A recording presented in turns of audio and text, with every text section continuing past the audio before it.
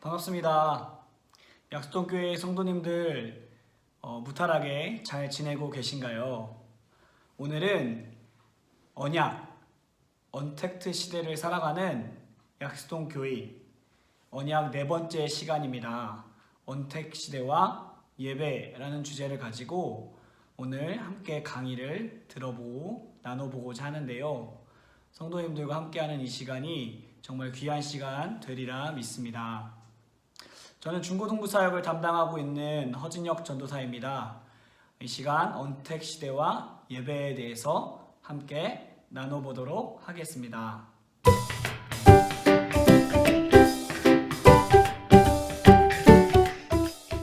네, 성도님들께서는 예배하면 어떤 생각이 떠오르십니까? 어떤 그림들이 머릿속에 스쳐 지나가십니까? 예배, 이런 그림 떠오르시지 않습니까? 또 혹은 이런 그림들 떠오르시지 않나요? 머릿속에 우리가 예배하면은 방금 보여드렸던 그런 사진 같은 그림들이 떠오르실 것 같습니다. 그리고 또 우리에게 기억에 남는 예배가 언제입니까? 라고 묻는다면, 기억에 남는 예배가 언제입니까? 라고 묻는다면 어린 시절 과자를 준다고 해서 따라갔던 성경학교, 친구 따라갔던 주일학교 예배, 그리고 예수님을 처음으로 만났던 중고등학생 때의 수련회, 혹은 아버지 어머니를 따라 다녔던 부흥회, 어려운 일이 있을 때 나와서 기도하고 예배했던 40일 새벽 기도, 그런 주일 예배들, 금요 예배들 떠오르시지 않나요? 근데 이렇게 우리 신앙인들에게, 우리 약수동 교인들에게 신앙생활에서 결코 빼놓을 수 없는 영역이 있습니다. 결코 빼놓을 수 없는 영역. 이것 없이는 신앙인이라 내가 예수 그리스도를 나의 주님으로 고백했노라 말할 수 없는 것이 있습니다. 바로 예배죠. 예배. 우리가 이 예배를 통해서 신앙인이 되기도 했고, 또한 신앙인이 되어서 우리에게 가장 지켜야 했던 첫 번째 우선순위, 그것이 바로 예배였습니다. 다른 것은 몰라도 하나님을 예배하는 것은 우리에게 타협이 없었고 빠뜨려서는 안 됐고, 그렇게 신앙 가장 중심에 있었던 것이 바로 하나님을 예배하는 것입니다. 신앙인의 특징인 셈이죠. 그런데 2020년 모든 이들이 희망차게 시작한 그런 한 해였으나, 다들 알다시피 이 코로나19 때문에 전국, 아니 전 세계에 이 코로나19가 창궐하게 되면서 우리 삶에 수많은 변화들이 생겼습니다. 수많은 변화들. 올해 일어난 전염병 사건은 우리 생활 속에서 볼 수 없던 풍경들을 자아냈습니다. 식당에 가면 전에는 찾아볼 수 없었던 아크릴 판 같은 것들도 생겼고요. 편의점에는 매대와 소비자, 그러니까 판매자와 소비자를 갈라놓는 아크릴 판이 생기기도 했습니다. 뿐만 아니라 우리 아이들이 방학이 아니면은 학교를 쉬는 일이 없었는데 개학을 연기하는 등의 사태가 일어나기도 했고, 학년마다 교차로 등교하는 등의 모습들을 자아냈습니다. 우리가 결코 상상할 수 없던 일들이 올 2020년 동안 많이 일어나게 됐죠. 이 모든 예상 못했던 일들은 우리 신앙인들에게도, 우리 그리스도인들에게도, 우리 약수동 교인들에게도 예외 없이 적지 않은 충격과 변화를 가져다 줬는데요. 이전에는 일어날 수 없던 일이 일어나게 된 거죠. 사랑하는 성도님들, 코로나 시대가 되고 언택 시대가 되면서 가장 신앙에서 많은 변화를 느낀 부분이 어느 것이세요? 모르긴 몰라도 예배 아니겠습니까? 대부분 예배가 가장 많이 변한 것 같다, 예배드리는 우리의 삶 속에서의 신앙생활 속에서의 변화가 엄청나지 않습니까? 네. 언택 시대와 예배. 언택이라는 말은요, 접촉을 의미하는 컨택트라는 말에 반대되는 말을 어떤 한국인 교수님이 사용하심으로 시작되었는데요. 코로나 이후에 이 단어가 뜨기 시작했습니다. 우리가 서로 접촉할 수 없고 대면할 수 없고 만날 수 없고 그런 상황, 그런 모습, 그런 시대를 일컫는 단어로서 쓰이고 있습니다. 언택트 시대, 만날 수 없는 시대. 그래서 이런 언택트 시대로 인해서 우리는 예배 또한 만나서 예배할 수 없는 지경에 이르게 된 것이죠. 예배당에서 앉아서 찬송가를 부르고 하나님을 예배하고 하나님을 찬양하고 함께 뜨겁게 기도하며 아버지의 말씀을 듣는 예배를 드리지 못하는 지경까지 이르게 되었습니다. 언택트 시대 때문에요. 말씀 한 구절을 읽겠습니다. 이사야서 43장 21절에는 주님께서 이렇게 말씀하십니다. 이 백성은 내가 나를 위하여 지었나니 나를 찬송하게 하려 함이니라. 이 백성은 내가 나를 위하여 지었나니 나를 찬송하게 하려 함이니라. 네, 주님께서는 이스라엘을 창조하시고 모든 만물을 지으시고 모든 사람들을 창조하셨습니다. 그런데 이 말씀의 구절을 통해서 우리에게 말씀하십니다. 어떻게요? 우리를 만드신 목적이 이것이다 라고 말씀하시는 거죠. 바로 우리가 하나님을 예배하기 위해서 창조되었음을 나타내는 구절입니다. 맞습니다. 모든 사람은요, 하나님을 예배하기 위해서 창조되었습니다. 우리 신앙인 모든 사람의 정체성, 지으신 목적은 하나님을 예배하는 것입니다. 하나님을 예배하는 것. 그래서 그 어느 때보다 코로나가 이렇게 창궐해진 이 시대 가운데, 언택트 시대 가운데 또 이로 인해서 많은 예배가 무너진 이때에 변화하는 이 시대 가운데 다시 한 번 더 우리는 예배에 대해서 깨달아야 합니다. 예배에 대해서 생각해 봐야 할 것입니다.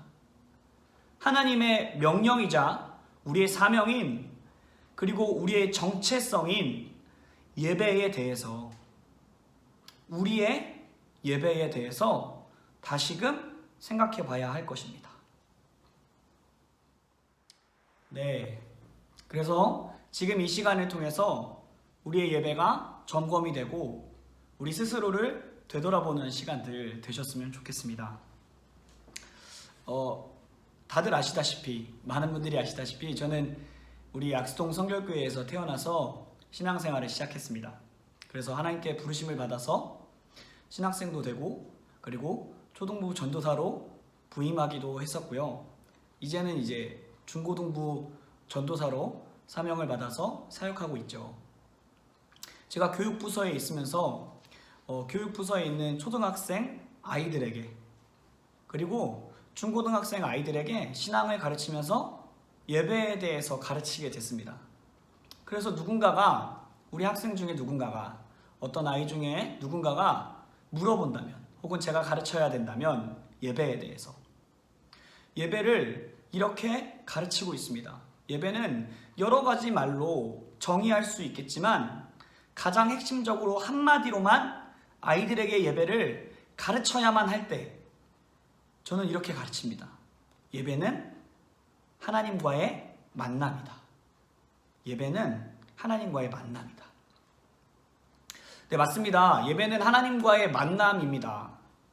예배는 어떻게 구성되어져 있냐면 하나님을 높여드리는 찬양 그리고 간구와 요청, 회개가 담긴 영적인 호흡, 기도 또 세워진 종을 통해서 우리에게 말씀하시는 하나님의 말씀의 시간, 설교의 시간으로 구성되어져 있습니다. 다른 것들이 많이 있겠지만 찬양, 기도, 말씀, 그리고 봉헌, 이런 시간들로 예배가 구성되어져 있는 것이죠. 자, 한편 볼까요? 우리 편에서 하나님께 드리는 것이 있습니다. 무엇이죠? 하나님께 올려드리는 찬양, 기도, 봉헌들이 있죠. 또 하나님 편에서 우리에게 직접적으로 말씀하시는 시간이 있습니다. 세워진 종을 통해서, 담임 목사님을 통해서 말씀하시는 시간, 설교의 시간, 말씀의 시간. 즉, 이 구성 요소를 토대로 우리가 예배를 봤을 때에 하나님과 우리의 서로 상호 교통의 시간, 만남의 시간임을 의미하는 것이죠. 네, 그래서 예배는 하나님과의 만남입니다. 예배를 한마디로만 정해야 된다 라고 누가 저에게 물어본다면 저는 그렇게 대답할 것입니다. 예배는 하나님과의 만남이다. 예배에 대해서 이렇게 생각해보면 성경 말씀에 창세기 4장이 생각날 때가 있습니다. 창세기 4장에 가인의 제사, 아벨의 제사, 가인의 예배, 아벨의 예배를 나타내는 그런 구절이 있습니다. 그 구절을 보면 우리로 하여금 예배를 되돌아보게 만들어줍니다. 태초의 사람 아담이었죠. 이 아담이 아들 둘을 낳았습니다.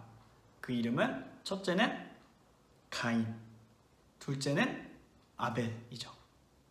네, 첫째인 가인은 농사를 짓는 사람이었습니다. 농사를 짓는 사람이었고 아벨은 양을 치는 사람이었죠.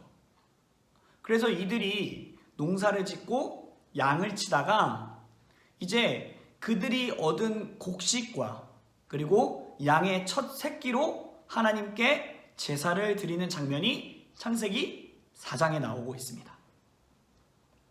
그런데 여기서 문제가 생기죠. 하나님께서 가인의 제사와 아벨의 제사, 드려진 그 제사 중에서 아벨과 아벨의 제사는 받으셨지만 가인과 가인의 제사는 받지 않으셨습니다. 그 받지 않으시는 모습을 가인이 보고 안색이 변합니다. 분이 납니다. 그래서 그런 가인을 보면서 하나님께서는 이렇게 말씀하십니다. 내 안색이 변함은 어찌미냐? 네가 선을 행하였다면 어찌하여 선을 낯을 들지 못하겠느냐? 선을 행하지 아니하면 죄가 문에 엎드려 있느니라. 죄가 너를 원하니 너는 죄를 다스리라. 이렇게 말씀하십니다. 안색이 변한 가인에게. 이 사건을 통해서 우리가 알 수 있는 것은 무엇일까요? 참 두렵지만 하나님께서 받으시는 예배가 있고 하나님께서 받지 않으시는 예배가 있다는 것이죠. 하나님께서 받으시는 예배가 있습니다. 또 하나님께서 받지 않으시는 예배가 있습니다. 너무나 두려운 말씀이죠.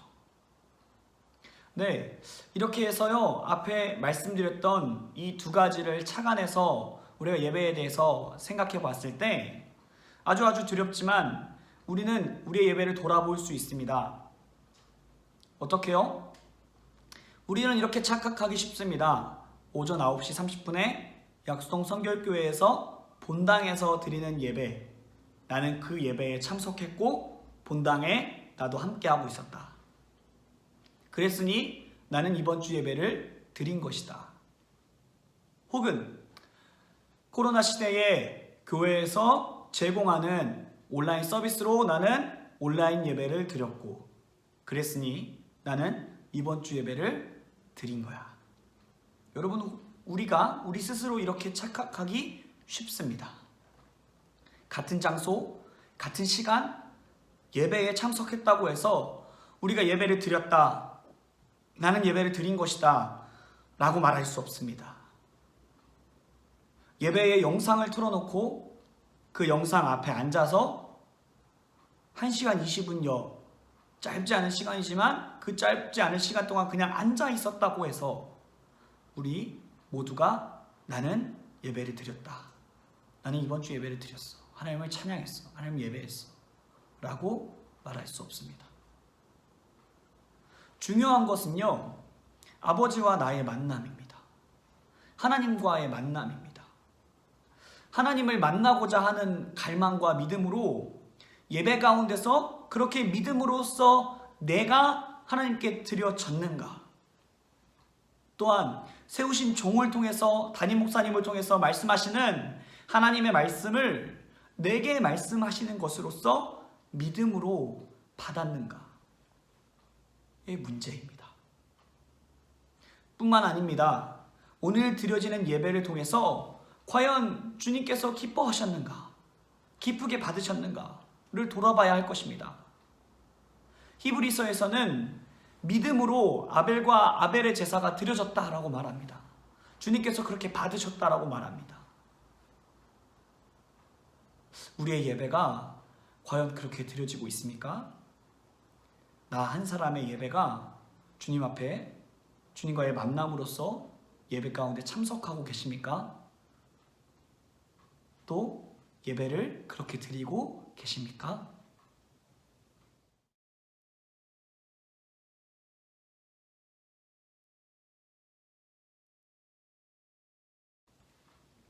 네, 우리 예배를 마지막으로 살펴보면서 우리가 알아야 할 것은 예배는 우리 약수동 교인 모두의 공동의 일입니다.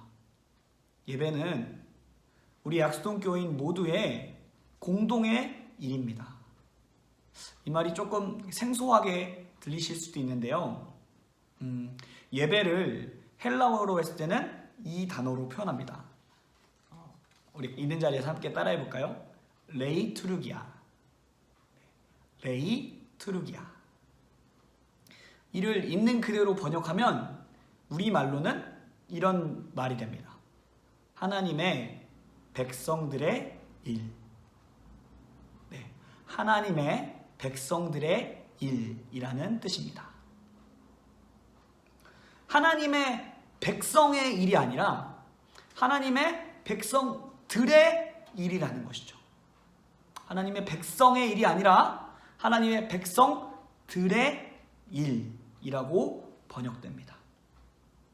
즉 이것은 한 명을 가리키는 것이 아니라 여러 명, 복수로서 단어가 쓰였습니다. 레이투르기아. 예배를 가리키는 헬라어 레이투르기아가 복수로 쓰여졌다는 것은 곧 예배는 여러 명, 공동의 일로서 하나님께 하는 것이라는 의미를 담고 있습니다. 공동의 일로서. 우리는 아버지 앞에 부르심을 받은 공동체, 약수동 교회에서 공동으로 아버지께 하는 일, 아버지께 드리는 일로서 우리는 하나님을 예배하는 것입니다. 부르심을 받은 그 공동체에서. 코로나 상황 가운데서, 언택 시대의 상황 가운데서 가장 어려운 점이 바로 이 부분이 아닐까 싶습니다. 언택 시대라는 말과 같이 우리는 분명 지금 떨어져 있습니다. 공동체로서 모이기 힘든 상황 가운데 있습니다. 온라인 예배를 통해서 예배를 드리지만 영상으로 예배가 진행되는 동안 얼마나 하나님께 집중하기가 어려운지 여간 힘든 것이 아닙니다. 그 전에 내 옆에 누구 성도님, 누구 집사님, 어떤 권사님, 장로님이 계셨을 때는 같이 예배하면서 힘이 되어서 하나님께 집중하는 것이 어렵지 않았는데, 이제는 우리에게 쉬는 공간인 우리에게 존재하는 집에서, 가정에서 하나님을 예배하려니, 뿐만 아니라 더더군다나 집에서 나 혼자만 믿어서 하나님을 예배하려니 여간 어려운 것이 아닙니다. 여간 어려운 것이 아닙니다. 올해 4월쯤에 교육부 예배가 온라인으로 드려지고 있었습니다. 아이들의 안전과 위험 수준에 따라서 올해 4월쯤에는 교육부가 온라인으로 예배를 드리고 있었는데요. 예배는 온라인으로 드려도 학생들과의 교제의 끈, 그리고 또 학생들의 신앙의 끈은 놓지 말아야 한다는 마음 때문에 학생들과 이렇게 교제하는 가운데 있었습니다. 그런데 어떤 친구가 저랑 이렇게 얘기를 하는데 이런 이야기를 하는 거예요. 전도사님, 온라인으로 예배 드리는 게 너무 힘듭니다. 전도사님, 온라인으로 예배 드리는 것이 너무 힘듭니다. 또 다른 친구는 저에게 이런 말을 했습니다. 전도사님, 온라인으로 예배를 드리다 보면 제가 어느샌가 졸고 있습니다. 제가 어느샌가 자고 있습니다. 네, 성도 여러분, 온라인으로 예배 드리는 것 가능합니다. 가능은 합니다. 시스템적으로 문제없고 우리가 영과 진리로서 주님을 예배하기만 하면 장소가 어디든 주님을 예배하는 것 가능합니다. 모든 그렇게 드릴 수 있는 여건들이 준비되어져 있습니다. 그런데 우리는 그럼에도 불구하고 여전히 모이기를 힘써야 됩니다. 왜냐하면 무엇보다 하나님을 예배하는 것이 하나님과 나 1대1의 관계이기도 하지만 그와 동시에 우리 약속교회의 교회 공동체로서 공동의 일로서 하나님을 예배하는 것이기 때문입니다. 레이투르기아, 하나님의 백성들의 일, 우리가 그렇게 예배하는 것이기 때문입니다. 사랑하는 약속교회 성도님들, 어려운 중에도 우리는 하나님을 예배하는 것을 놓치지 말아야 합니다. 왜냐하면 앞서 이야기했던 이사야서의 말씀과 같이 우리가 하나님을 예배하는 것은 하나님이 우리를 지으신 본래의 목적이기 때문입니다. 본래의 목적, 우리의 사명이기 때문입니다. 또한 그저 예배 가운데, 예배의 시간 가운데 참여하는 것만으로 만족하시지 말기를 바랍니다. 온라인으로 예배를 드리더라도 예배를 준비하며 더욱 가정에서도 하나님의 임재가 있으며 그 예배가 드려지기를 힘써 기도하고 준비하셔야 합니다. 어색하더라도 집에서 드리는 예배조차 신령과 진정으로 하나님을 예배하기를 힘쓰고 주님께서 기뻐 받으실 만한 예배로서 우리는 더욱 하나님을 예배해야 합니다. 그리고 그 드려지는 예배 가운데서 하나님을 만나고 하나님과 교통하고 믿음으로 하나님을 높여드리며 간구하며 하나님의 말씀을 들어야 합니다. 마지막으로 우리는 이렇게 어려운 상황 가운데서도 결국은 하나님의 부르심이 있는 우리 약속교회 가운데 공동체로서 주님의 몸으로서 모이기를 힘써야 합니다. 우리가 교회로서 주님 앞에 드려지는 그 예배 가운데 예배를 드리는 그때에 우리에게 주어지는 유익은 말로 할 수 없습니다. 혼자 드리는 예배 가운데서도 하나님 받으시지만 그럼에도 불구하고 우리가 함께 모여서 주님을 찬양하고 목소리 높여 크게 소리 지르며 주님을 찬양하고 기도하며 주의 말씀을 듣는 그때의 유익은, 그때 주시는 주님의 은혜는 말로 다 할 수 없습니다. 우리 모두가 하루속히 그 날이 오기를 간구하셨으면 좋겠습니다. 예배는 우리 그리스도인들에게 주어지는 특권입니다. 은혜입니다. 우리가 원래 본디 이방인 된 자로서 하나님을 예배할 수 없는 자였으나 하나님께서 예수 그리스도의 피값으로 우리에게 예배를 열어주셨습니다. 우리를 하나님의 백성이라 일컬어 주셨습니다. 예배는 우리에게 주어진 특권입니다. 예배는 우리에게 주어진 하나님의 은혜입니다. 우리는 거저 얻었으나 값없이 얻어진 것은 아닙니다. 주님의 피값으로 얻어진 것이죠. 그래서 우리가 지으신 목적 그대로 이 땅 가운데 사는 첫 번째 사명은 바로 하나님을 예배하는 것입니다. 하나님을 예배하는 것. 사랑하는 성도님들, 어려운 상황 가운데서도 예배의 끈을 놓지 않고 계속해서 이어나가시기를 축복합니다. 또 하루속히 이 상황들이 끝나고 우리 모두 모여 하나님을 크게 찬양하며 기쁜 예배를 드리기를 간절히 소원합니다. 성도님들 사랑하고 축복합니다.